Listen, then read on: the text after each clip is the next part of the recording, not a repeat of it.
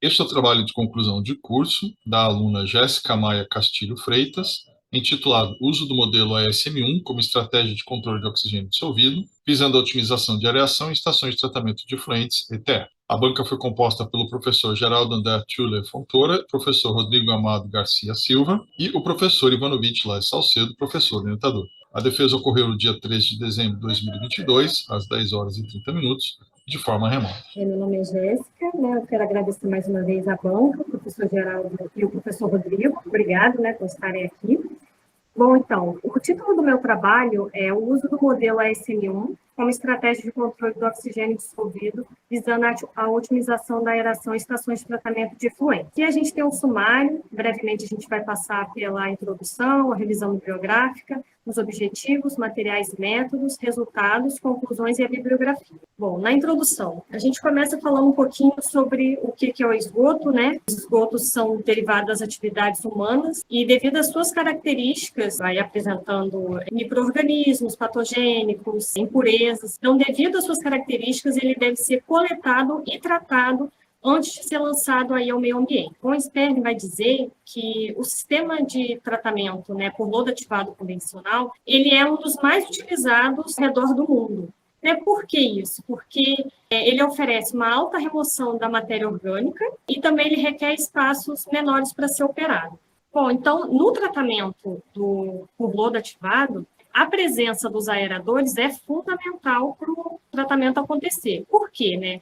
Ele vai ser muito importante para a manutenção da sobrevivência dos micro-organismos que tem dentro do tanque, né, a biomassa aí autotrófica e heterotrófica.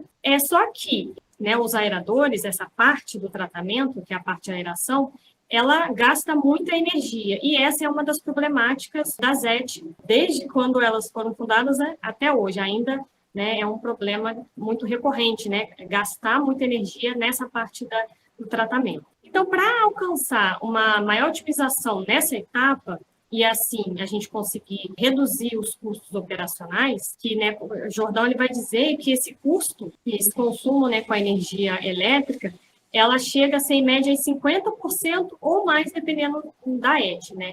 Então, a fim, né, da gente otimizar esse processo e também reduzir os custos operacionais nessa etapa e manter, né, o processo eficiente e sustentável, a modelagem matemática ela vai surgir como uma ferramenta de controle para o tratamento de esgoto por lodo ativado.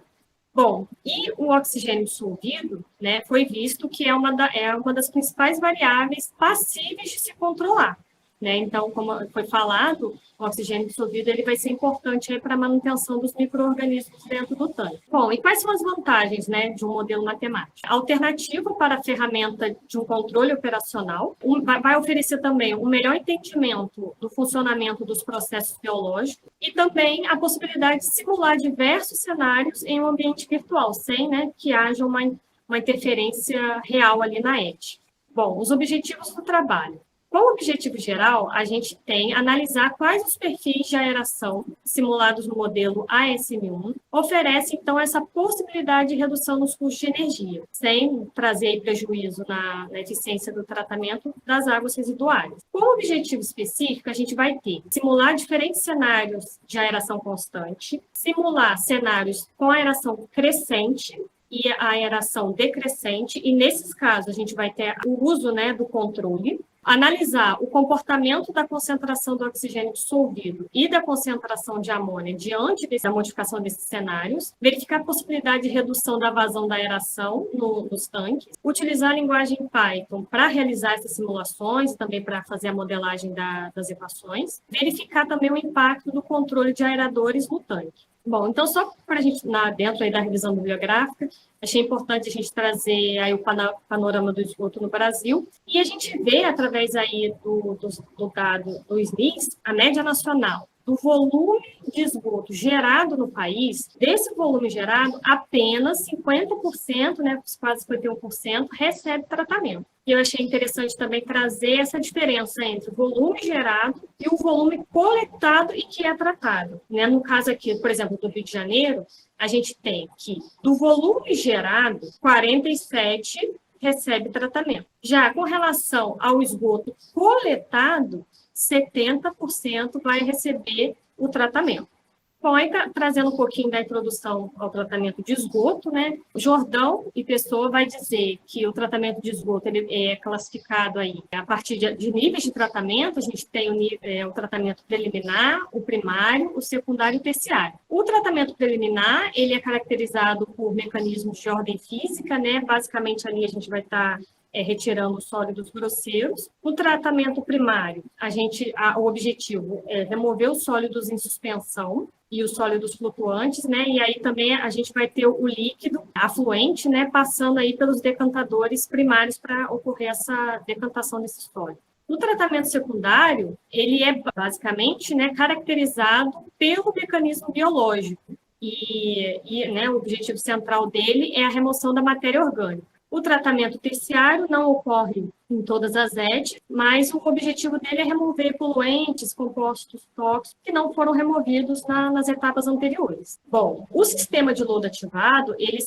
seria um tratamento secundário, né? O tratamento secundário tem inúmeros tratamentos, wetlands, sistema de lodo ativado e várias variantes e outros tipos de tratamento. Mas o nosso trabalho aqui, a gente vai estar focando mais no lodo ativado. Bom, eu trouxe esses dados, né, da ANA para a gente entender um pouquinho, né, do lodo ativado no Brasil. Então, segundo dados da ANA de 2017, a gente tinha aí 110 unidades de lodo ativado no país e foi verificado que esse processo foi o mais utilizado no Brasil quanto à população atendida por ET. No caso aí, a população atendida representava 24%. E já tentando trazer um pouco mais recente, né, dados da ANA de 2020, vai dizer que a gente tem 354 unidades operando com o sistema de lodo ativado. Não consegui, né, essa informação de ver de quanto é a população atendida, mas acredito que tenha aumentado essa porcentagem, né, do quanto de população atendida é atendida por lodo ativado. Bom, sistema de aeração. Então, o sistema de aeração, né, fazendo parte ali do lodo ativado, uma parte importantíssima do processo.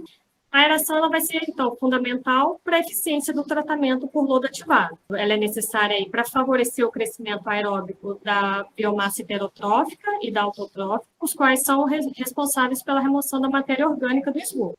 O oxigênio ele vai ser gerado por equipamentos chamados aeradores. Aí a gente vai ter o tipo aeradores por ar difuso e aeração mecânica. O ar difuso, a gente tem aí uma tubulação lá no fundo do tanque, contendo válvulas de ar, eliminando essas bolinhas, né? E o tamanho dessas bolinhas também pode interferir nessa transferência de oxigênio, né, do estado gasoso para o líquido. Esse gráfico aqui eu achei legal porque ele mostra o quanto que a aeração ela demanda de nível aí de energia elétrica, né? O quanto que ela gasta diante de outras atividades dentro de uma ET. Então, ela é a que mais gasta energia elétrica numa estação de tratamento de efluente, representando aí 49%, mas tem ET que gasta até 170%.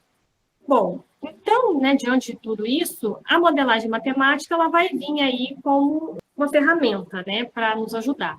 Osson vai dizer, né, sugere que estratégias de controle podem ser desenvolvidas utilizando simulações computacionais oriundas de modelos matemáticos.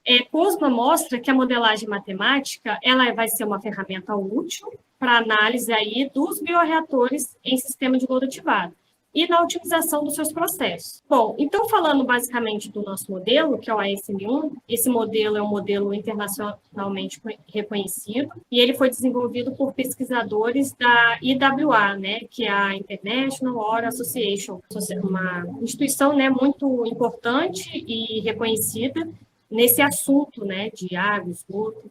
Bom, e esse modelo ASM1, ele é ainda utilizado até hoje em projetos de mensuramento, pesquisas. E esse modelo, ele vai descrever fenômenos de oxidação biológica, nitrificação e desnitrificação.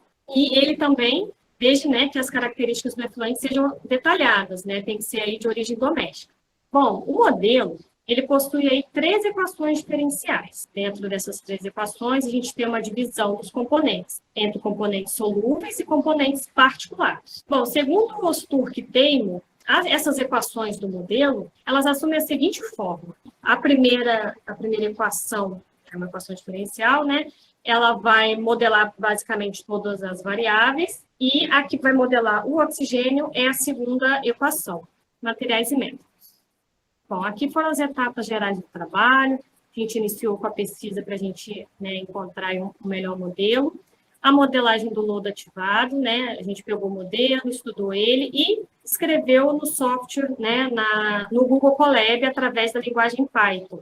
Aí a gente escreveu as equações e fez as simulações dos cenários para a gente depois fazer análise dos resultados. Bom, aqui são os valores dos parâmetros a 20 graus. O modelo ele tem aí os parâmetros de 10 e 20 graus. A gente aqui vai estar usando o parâmetro a 20 graus. São vários parâmetros, né? Aqui eu trouxe já eles com os valores que foram adotados. Os valores iniciais. Bom, primeiro que é bom lembrar que a gente usou a concentração de oxigênio dissolvido iniciando em 2 miligramas e tendo a concentração máxima de até 8 miligramas. Por quê, né? De acordo aí com a licença NPDES, só fazendo uma observação, a gente pegou os dados de uma ET dos Estados Unidos, né, lá de Chicago, e a licença, né, que faz ali a diretriz dessa ET é a licença NPDES. Então, ela vai dizer o quê? Que o oxigênio dissolvido final, ali no final do tratamento, ele tem que estar acima de 6 miligramas. E aí, durante o tratamento, ele tem que ficar acima de 2 miligramas. A concentração de amônia final, ela tem que ficar abaixo de 1 miligrama. Beleza. Bom, os dados iniciais, a gente começa aí com uma aeração de 100%, que é de 10.361 metros cúbicos por dia. O que é essa aeração de 100%? É a aeração que a aeração média que a ET utiliza, né, na vida real lá.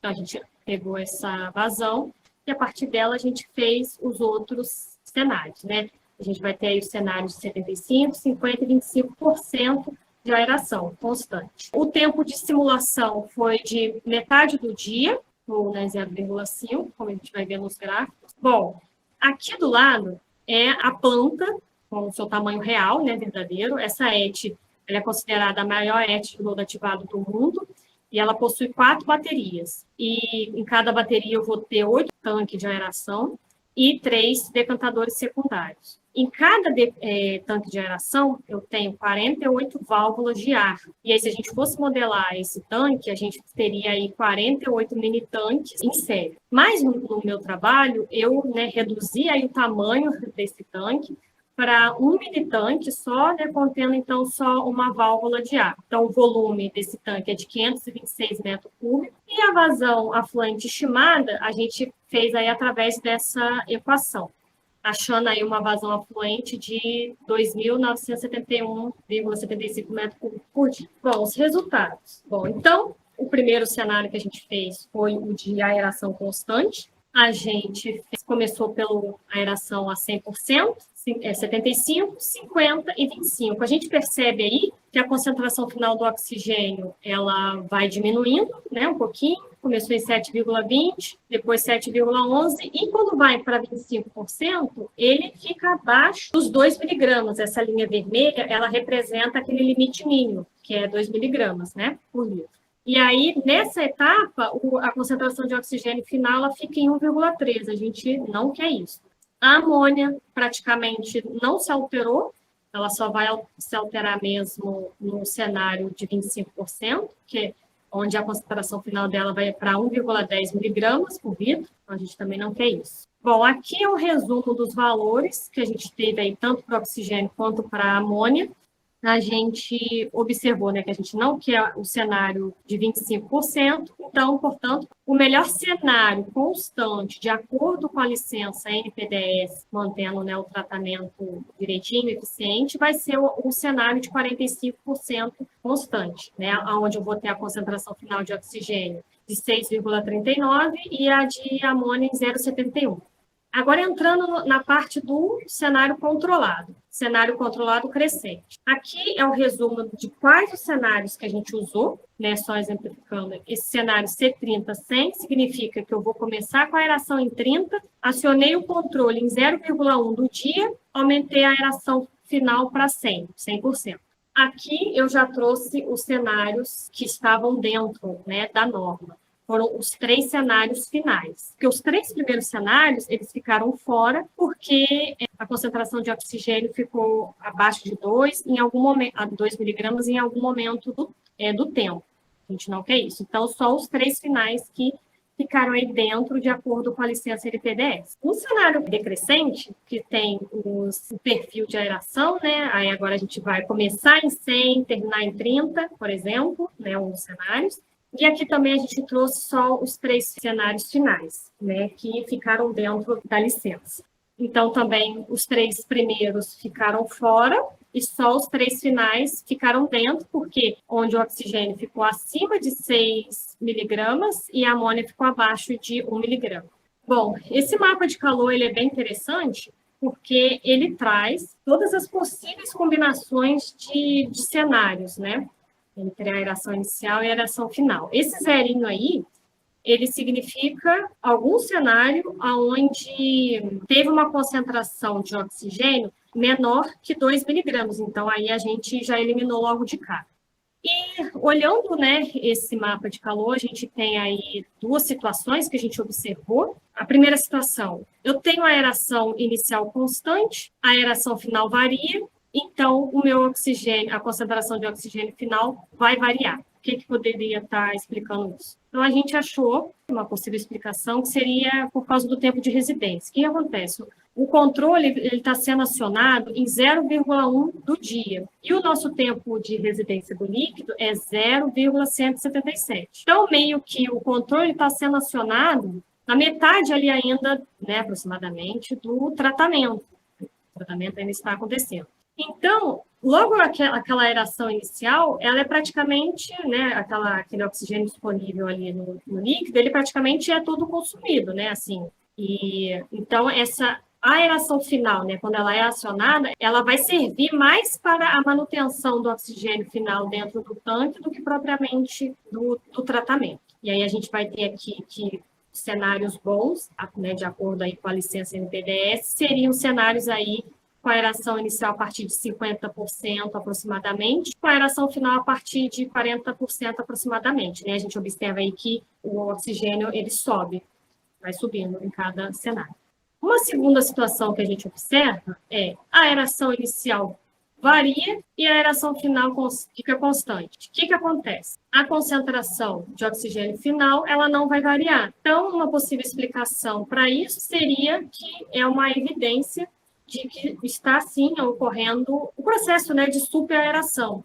Esse processo de superaeração, ele acontece nas ETs, já foi relatado por alguns autores, no entanto que a gente, né, tem essa temática aí de otimizar esse uso, né, da aeração, porque sabe que tem uma superaeração. Então, portanto, as conclusões, uma das coisas que a gente conclui é que a linguagem de programação Python, ela vai ser uma ferramenta satisfatória para simulação e análise dos resultados. Por quê? Porque a gente viu que os gráficos simulados ficaram parecidos com os vistos na literatura. E também é possível concluir que é viável o uso de aerações diferentes de 100% ao longo do processo, né? Como foi visto aí ao longo do trabalho. E a gente viu também que os cenários baseados nos valores determinados pela licença NPDES, sem prejudicar o tratamento e a qualidade do efluente final, foram o perfil de aeração constante a 45% aproximado, e para os cenários controlados foram o de aeração inicial na faixa de 50%, junto com uma aeração final a partir de 40% aproximadamente.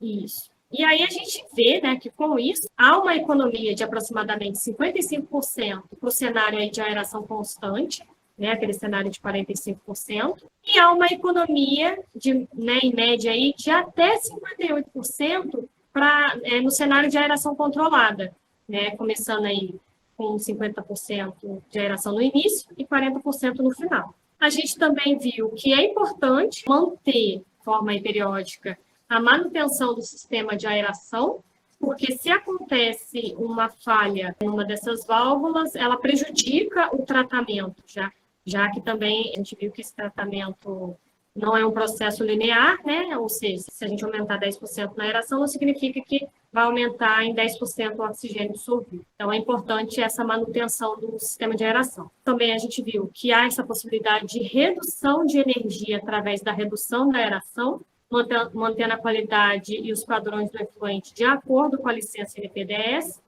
E, junto a isso, a redução da aeração de forma adequada, ela também vai implicar na redução de custos de operação, proporcionando um processo mais otimizado, seguro e sustentável para a ET. E vale lembrar, né, que esses números, né, de economia eles podem variar também, de acordo aí com as particularidades ambientais e físicas de cada ET. Essas foram as referências bibliográficas utilizadas, né, algumas delas. E obrigada pela atenção de vocês.